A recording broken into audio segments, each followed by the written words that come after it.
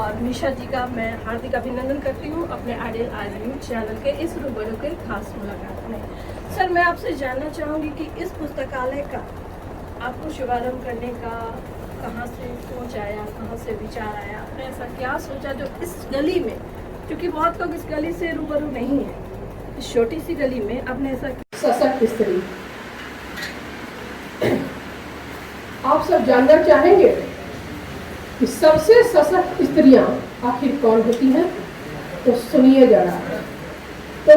जरा अहंकारी मर्दों के हर गलत भाव पर, अहंकारी मर्दों के हर गलत भाव पर खुद के आत्मसम्मान के लिए निरंतर लड़ने वाली वे बेहया स्त्रियां, इस घृणित पितृसत्तात्मक समाज की हर मर्दवादी कुत्सित सोच पर लगातार दहाड़ने वाली स्त्रियां, हर यातनाओं, हर दुर्भावनाओं, हर बदमिजाजियों पर, जीवन की उन तमाम दुखद यादों पर आंसू तक न बहाने वाली स्त्रियां, अपना कलेजा सिलौट रखने वाली स्त्रियां, दिल में बारूद रखने वाली स्त्रियां, अपने जीवन को किसी के भी शतरंज की बिसात न मानने वाली वैसी लड़ाकू स्त्रियां, अपने हर सपने के टूटने के बाद भी मौत तक को ठेंगा दिखाने वाली ऐसी बेहया स्त्रियां, जो किसी भी सूरत हाल में कभी भी नहीं छोड़ती हैं सपने देखना, खुद को चाहना,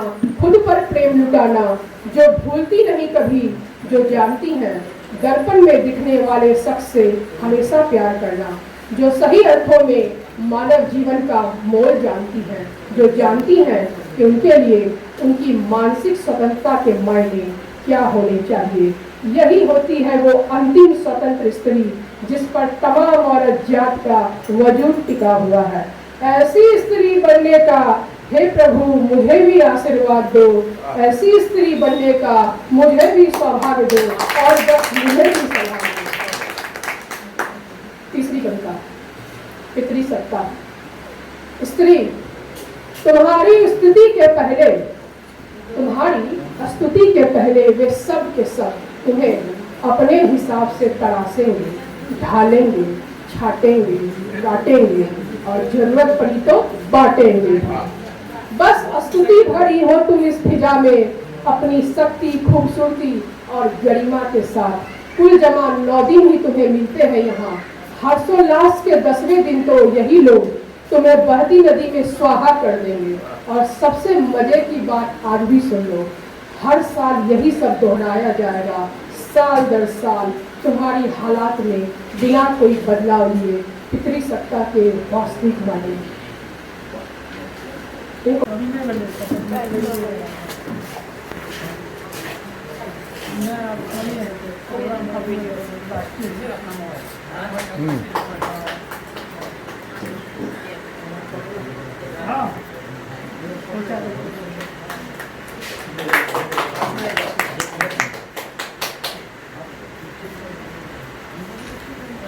अब मैं बड़े आदर और सम्मान के साथ आवाज दे रहा हूँ उसके मित्री को, जो स्नेहा किरण है ना, स्नेहा हो जाए, स्नेहा, चलो स्नेहा। बहुत पढ़ने का दम खम पोज, बहुत सराहनीय और संदेश जागृति का, ठीक है।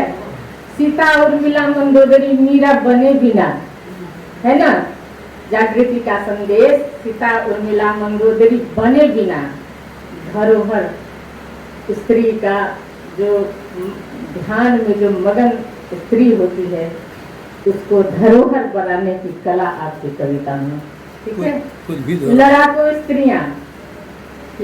स्त्रियां अच्छी लगती है ना, सभी हम सबको लड़ते ही हैं, लेकिन सफल कितने लोग हो पाती हैं यह भी लड़ने का तो बस सुबह से मैं लड़ने के लिए पैदा ली लेकिन कितना सफल हो पाती हैं, बस कुछ दिन का गान होता है, सम्मान होता है, फिर वही हो जाता है मेरे समझ से।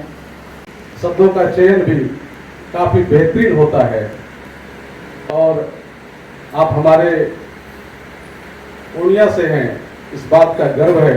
आप अपनी लेखनी को बरकरार रखिए और निश्चित रूप में जो हमारी शख्सियत यहाँ मंच पर आसीन हैं, उस कतार में आपको हम देखना चाहते हैं।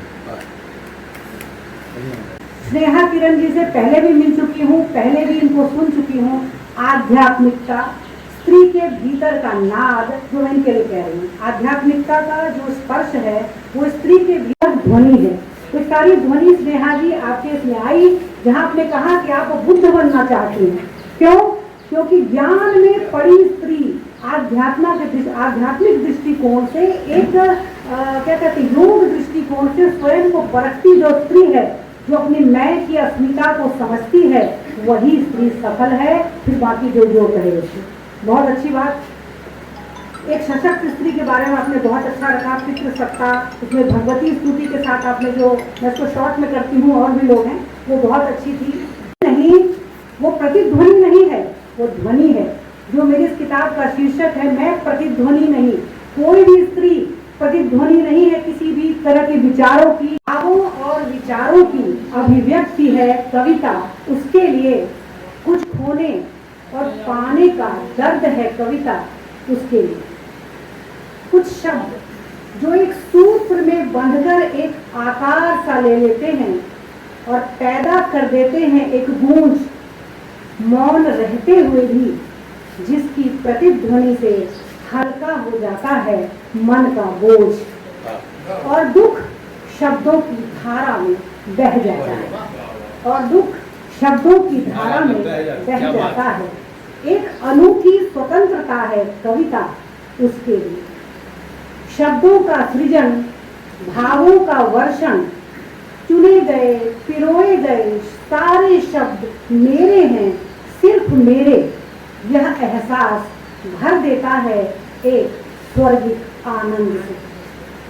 सृजन की क्षमता नर और नारी का भेद नहीं मानती। पुरुष अपने आनंद को ही शब्दों का बाना पहनाता है। पुरुष अपने आनंद को ही, चाहे जिस परिस्थिति में आनंद हो, आनंद को ही शब्दों का बाना पहनाता है। पर औरत की आंतरिक पीड़ा से गूंथे होते हैं शब्द। पूरा जीवन है कविता उसके लिए, एक समर्पण है कविता उसके लिए, एक समर्पण है कविता। होता है कि बहुत अच्छी कविता है, अगर प्रस्तुति उसकी अच्छी नहीं हुई तो कविता मार खा जाती है। और निम्न स्तर की कविता अगर उसकी प्रस्तुति बहुत अच्छी है तो कविता हिट हो जाती है। हाँ, हिट हो जाती है और मैंने लोगों को पसंद करते हैं। तो प्रस्तुति भी ध्यान देने की जरूरत है। मैं यही कहना चाहूँगा, थोड़ा सा प्रयास करने की जरूरत है, कोई ऐसी बात नहीं है। अच्छा, दूसरी बात ये कि गांव में महिलाओं में प्रतिभा की कमी नहीं है, लेकिन क्योंकि उनको मंच नहीं मिलता है, मंच, कोई ऐसी संस्था नहीं है कि मंच दे। इस पर लोगों को ध्यान देने की जरूरत है और चकधाम इस पर विचार कर रहा है, ध्यान दे रहा है। और इसकी योजना जो है, जैसे लोगों ने आपके पास किया है, रखा है।